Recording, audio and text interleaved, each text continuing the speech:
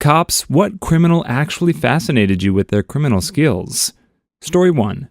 Not a cop, but look up the Banco Rio robbery in Argentina. That was some fine robbing. They entered the bank from the front door. Everyone on the ground demanded the bank vault to be open. They get in and close the door. Police arrive and start to negotiate through telephone calls. Negotiation lasts for hours as they threaten to end the lives of everyone in the bank. Police finally go in, enter the vaults, and it was empty. No money, no people. An hour later, they find behind a cabinet a hole in the wall. The hole led to the sewage system that ended up straight to the river. They put a boat in the sewage and escaped through the river. They got caught because the wife of the gang leader turned him in because of the fight they had. The money never appeared. This is the umpteenth time I've heard of a crime where a girlfriend or wife got them caught. God dang.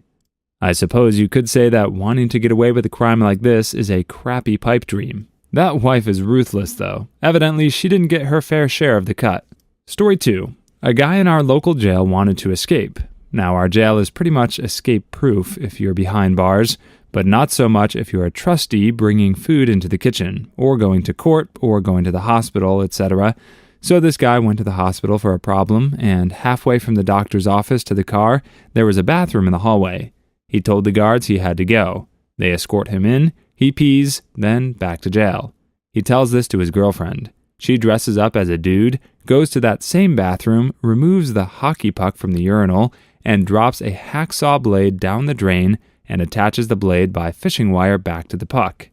The next time he goes to the hospital, he goes to that same urinal. The guards are standing right there, but there's a urinal screen so it looks like he's shaking out the last drop, but in fact is reeling in the blade. Back to the jail. A hacksaw blade isn't enough to get through all the steel in the jail, but it is enough to make a hole in a window where he now went into the business of reeling drugs up from the ground with a fishing line. Story 3. 2 local guys walked into Canadian Tire and just casually walked out of the store with a full-size canoe. Who would ever question that bold move? They got caught when they went back in for the oars. I questioned for a long time why we put spider wraps, a security device, on massive TVs that would take 2 people to carry. This stuff is why. Act confident enough and it's pretty easy to steal.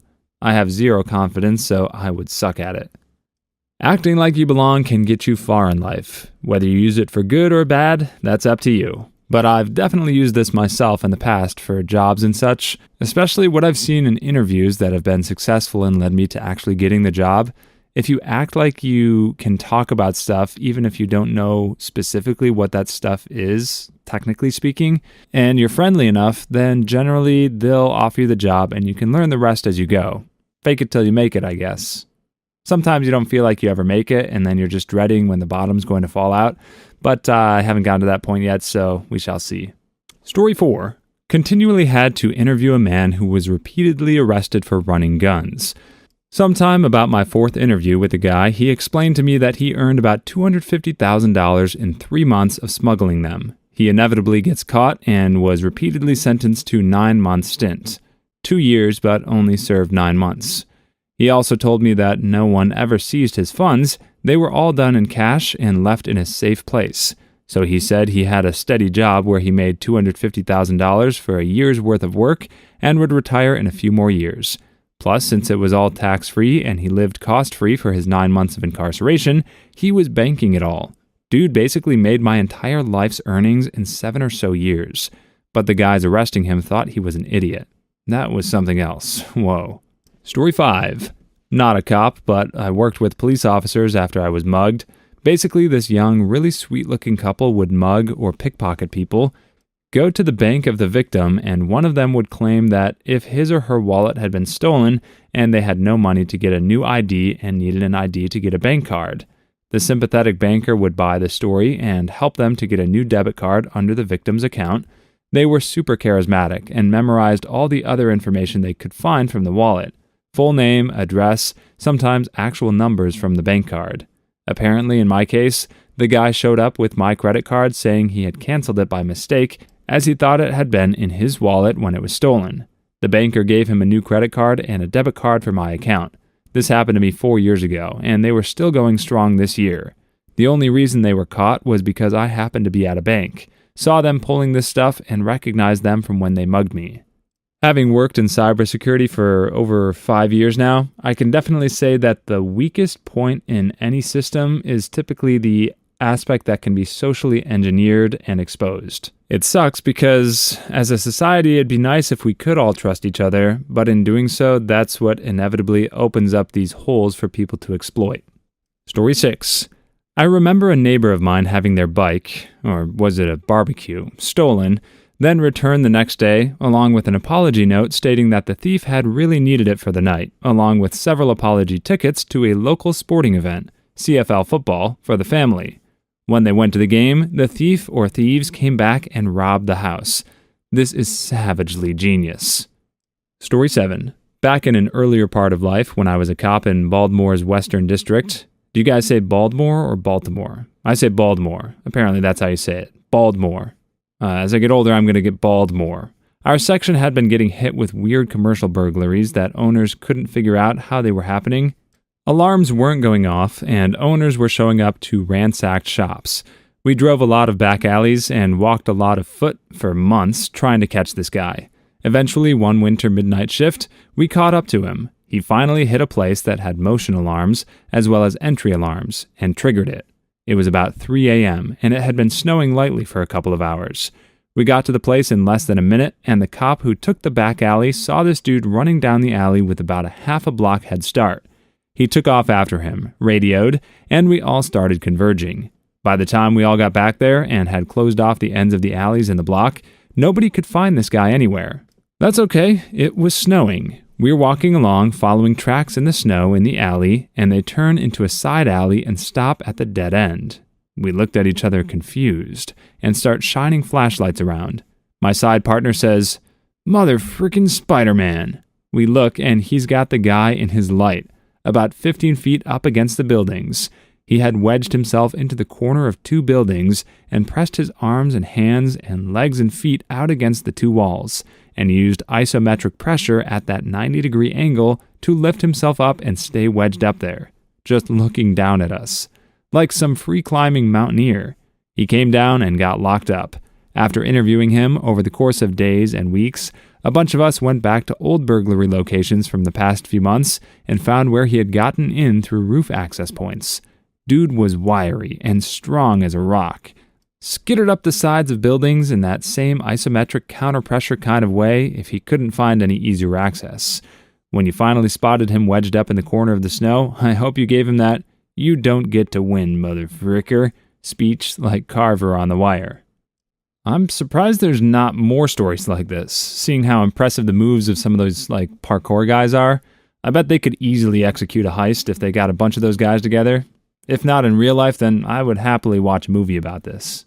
Actually, going back to my point about social engineering earlier, one of my favorite heist movies is American Animals, based on a true story, a bunch of young kids who steal an expensive painting from a library. Mostly based on the idea that why would anyone try to do such a thing? But they did it.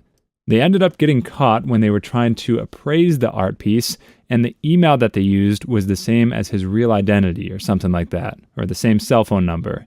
So yeah, very clever from the get-go, but ultimately it was a dumb mistake that got them caught. Story 8.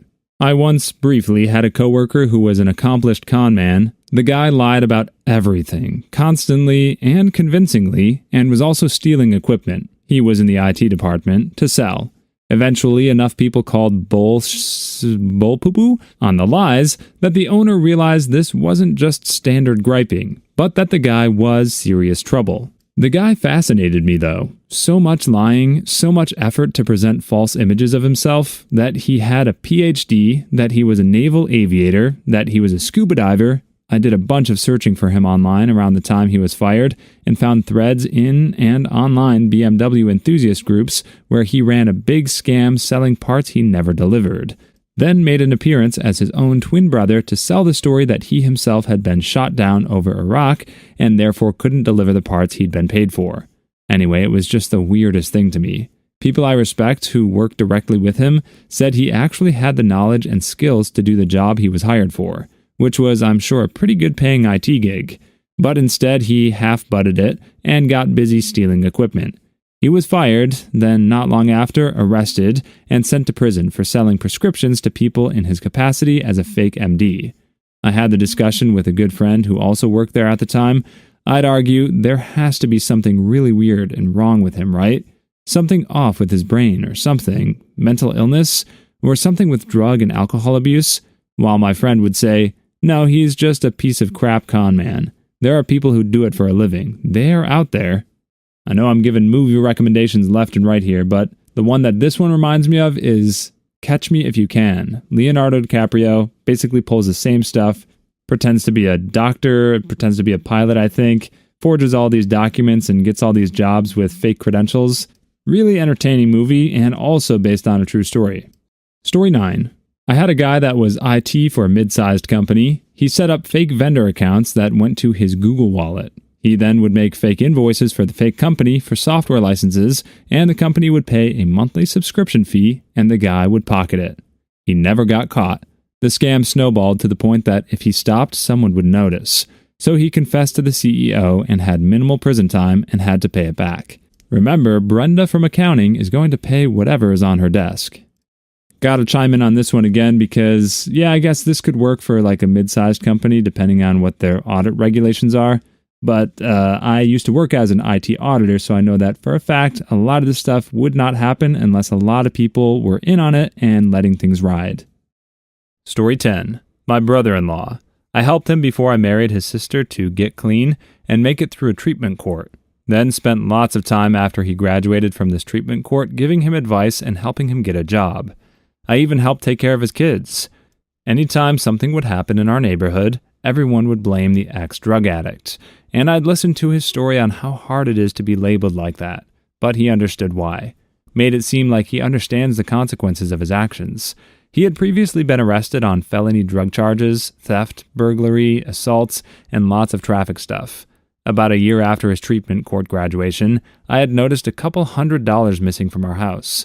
My wife, multiple times throughout the year, had called me at work and told me she knew someone was in our house, but couldn't find any evidence of it. She just knew. Occasionally, I'd go to get a beer from the fridge and knew that I had less than I had last time. Very strange. I ran into the mailman one morning, and he told me he saw my brother-in-law leaving a garage a couple houses down with a giant compressor at 4 a.m. I started watching my brother closer and found that he was still using drugs, and had been for a long time. He was breaking into houses all over the neighborhood. He even broke into my grandfather's house and stole a spare key to my house, which he was using to come into our house when we weren't home. Could not believe I didn't see it sooner. Story 11. I worked at a radio station for a while, and the news reporters listened to the police scanner constantly. She told me to come into her office and listen to this chase going down. The cops were on a high-speed chase down back roads following a car thief. This guy was taking these curves and hills at 90, and it was a 5-speed sports car. Eventually, he took a sharp curve too fast and flipped the car multiple times into a field. He got out of the car completely unharmed and fled, stole another truck at a farm and drove it close to his home, walked to his house, and went to bed. The police were shocked at how good of a driver he was being, that he was only 17. He was arrested, and in his mugshot, he had his collar popped up and this smirk on his face like, I'm so freaking bad butt right now. I know what he did was wrong, and he could have ended the life of someone or himself, but that mugshot will always stay with me.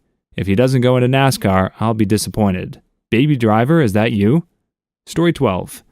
I worked in the jail for a short time before working patrol, and as such, I knew quite a few of our clients. A year or two into patrol, about 10 years ago, I'm walking to my car, which is parked on a city street after a call, and my keys are locked in the car. A client, who I remembered as always being rather funny, comes off his front porch, asks if I need help, and in less than 5 seconds, he had my car door open in one movement. He and his friends, and I just started laughing. I threw him a fist bump, and that was the end.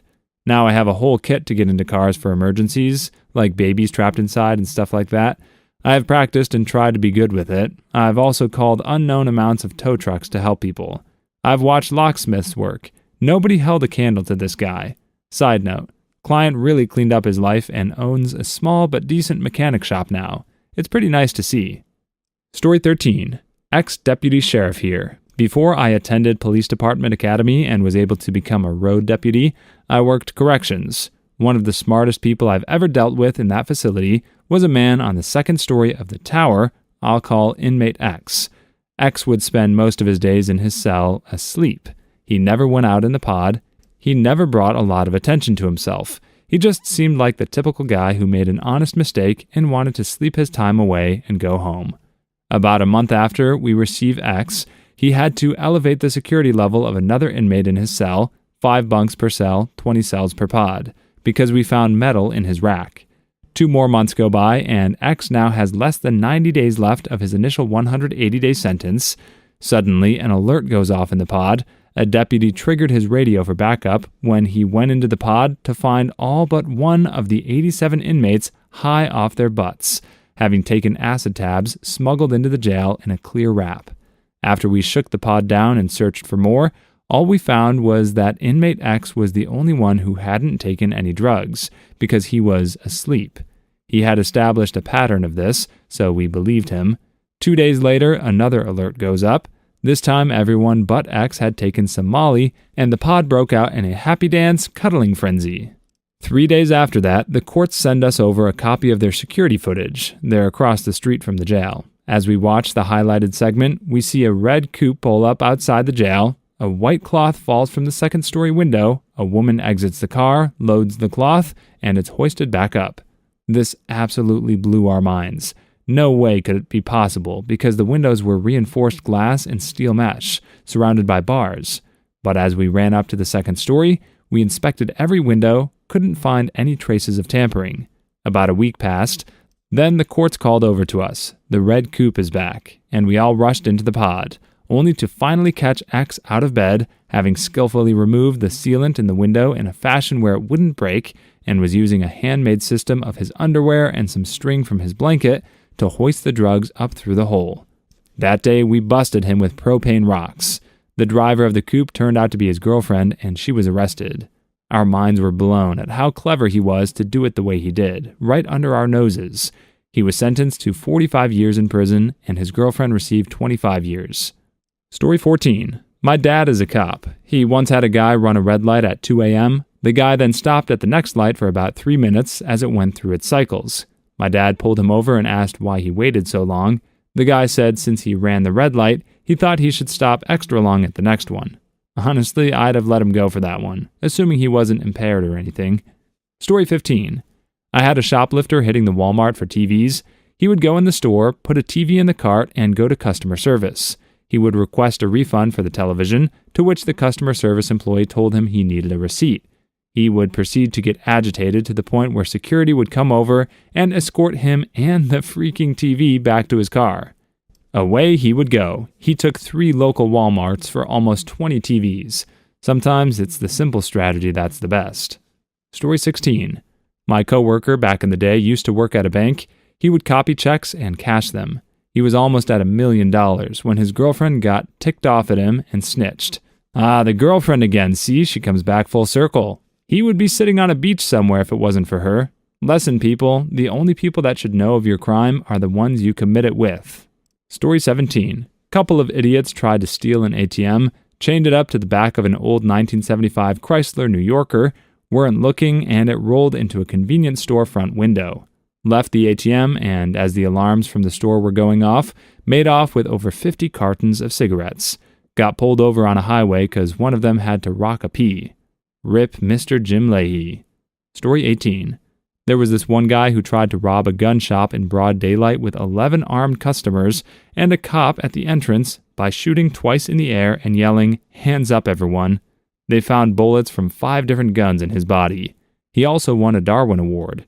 Story 19.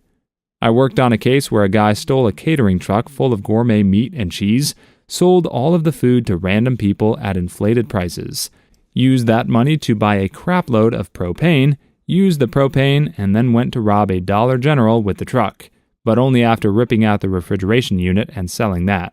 This was in one day. I was just impressed at the amount of crime he managed to do in such a smaller time frame. Please leave your story in the comments. I would love to make a video on them in the future. Also, don't forget to like and subscribe.